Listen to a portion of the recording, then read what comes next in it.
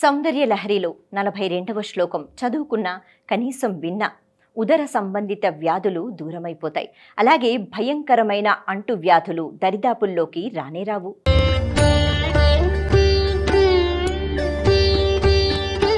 అద్భుతమైన ఆభరణాలు, కొత్త కలెక్షన్ మరియు ఆఫర్లు. CMR legacy of jewellery.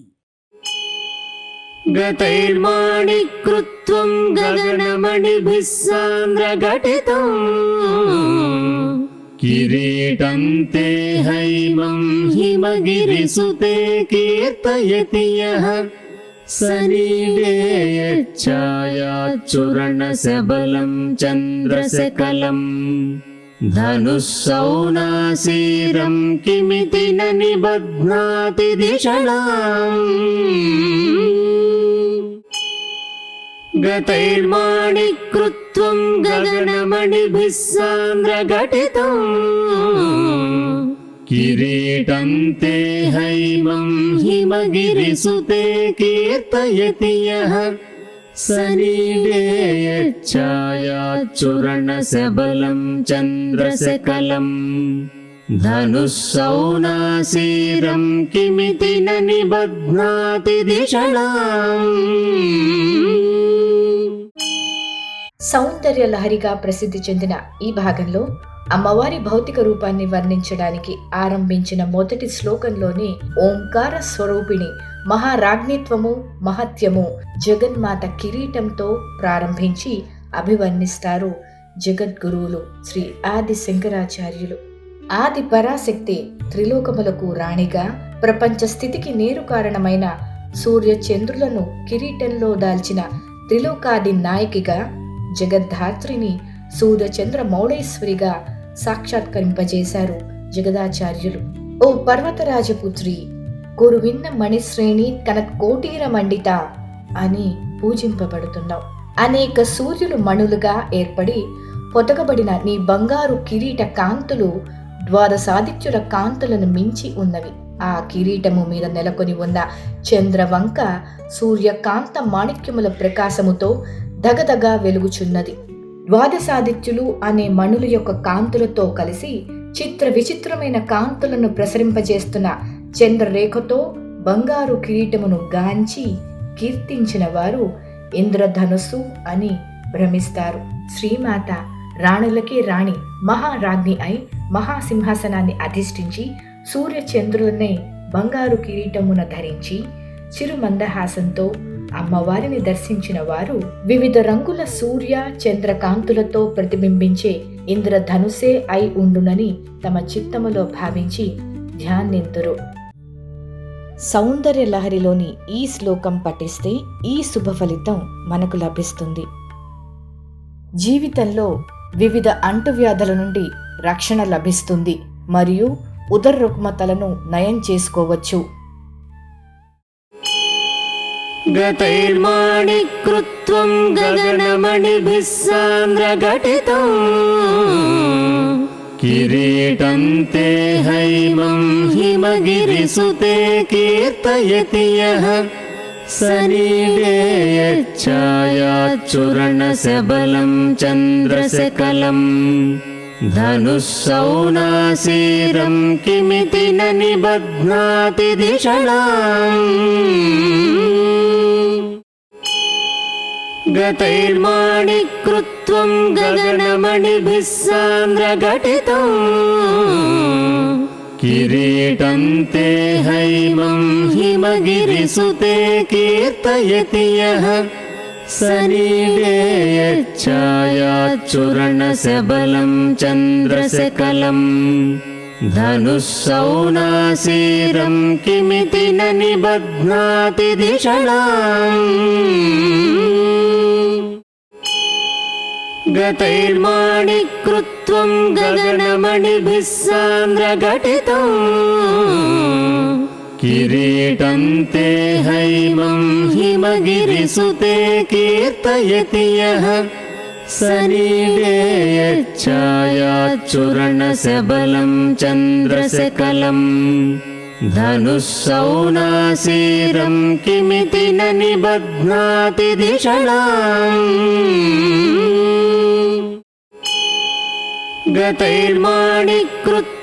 गगनमणिभिः सान्द्रघटितम् किरीटं ते हैमं हिमगिरिसुते कीर्तयति यः सनीडे यच्छायाच्चूर्णसबलं चन्द्रसकलम् धनुःसौनासीरं किमिति न निबध्नाति दिशलाम्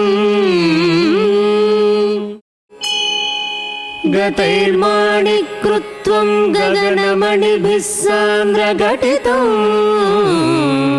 किरीटं ते हैमं हिमगिरिसुते कीर्तयति यः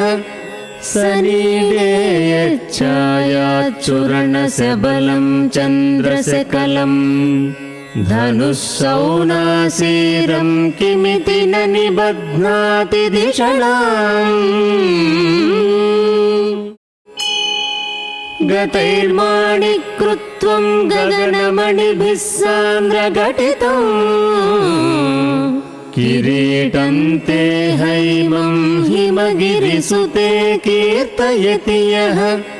सनीडे यच्छायाच्चूर्णसबलं चन्द्रसकलम्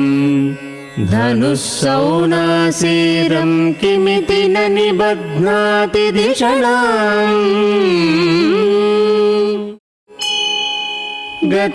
गतैर्माणिकृत्वं गगनमणिभिः सान्द्रघटितम्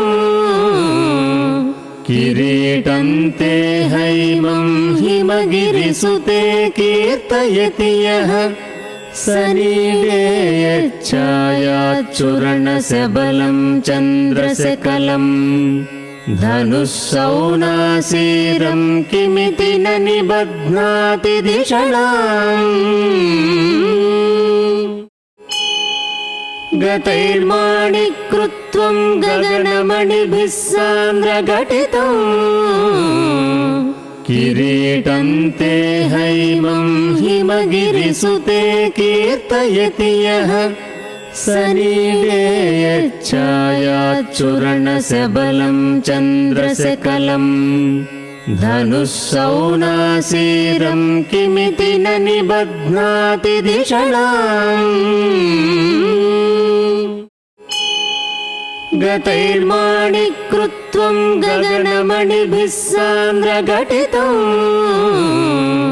किरीटं ते हैमं हिमगिरिसुते कीर्तयति यः सनीडे यच्छायाच्चूर्णसबलं चन्द्रसकलम् धनुःसौनासीरं किमिति न निबध्नाति दिशलाम् गतैर्माणिकृत्वं गगनमणिभिः सान्द्रघटितम् किरीटं ते हैमं हिमगिरिसुते कीर्तयति यः सनीडे यच्छायाच्चूर्णसबलं चन्द्रसकलम् धनुःसौनासीरं किमिति न निबध्नाति दिशलाम् गतैर्माणिकृत्वं गगनमणिभिः सान्द्रघटितम् किरीटं ते हैमं हिमगिरिसुते कीर्तयति यः सनीडे यच्छायाच्चूर्णसबलं चन्द्रसकलम् धनुःसौनासीरं किमिति न निबध्नाति दिशलाम्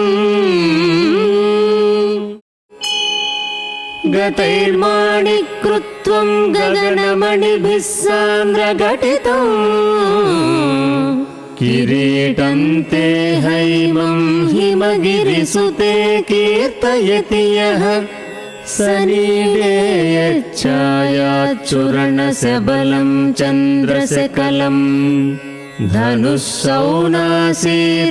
किमिति न निबध्नाति दिशलाम्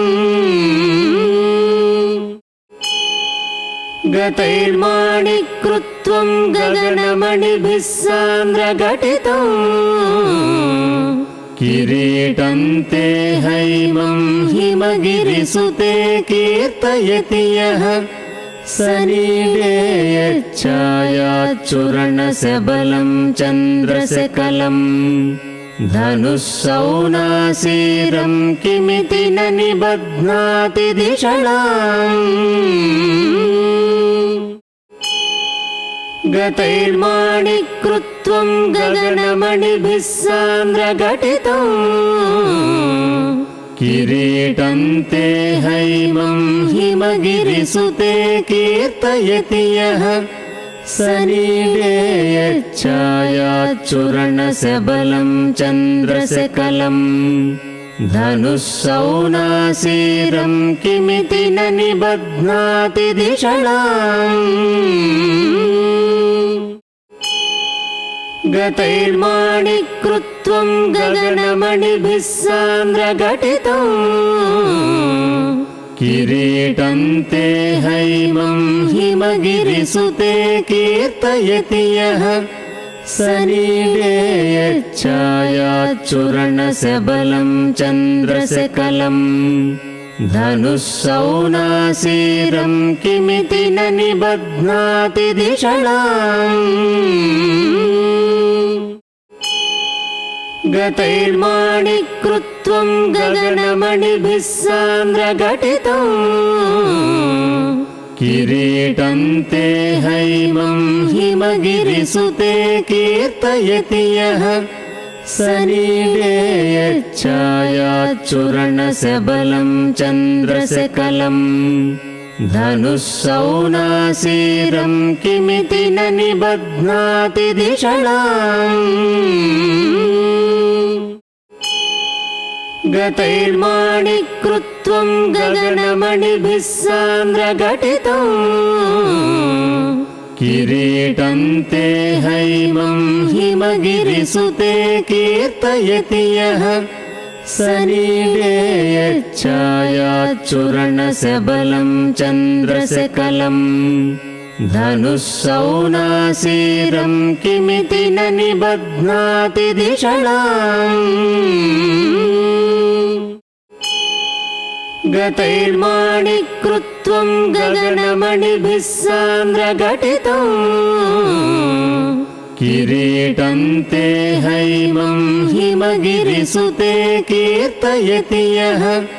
सनीडे यच्छायाच्चूर्णशबलं चन्द्रशकलम् धनुःसौनासीरं किमिति न निबध्नाति दिशणाम् गतैर्माणिकृत्वं गगनमणिभिः सान्द्रघटितम् किरीटं ते हैमं हिमगिरिसुते कीर्तयति यः सनीडे यच्छायाच्चूर्णशबलं चन्द्रशकलम् धनुःसौनासीरं किमिति न निबध्नाति दिशणाम्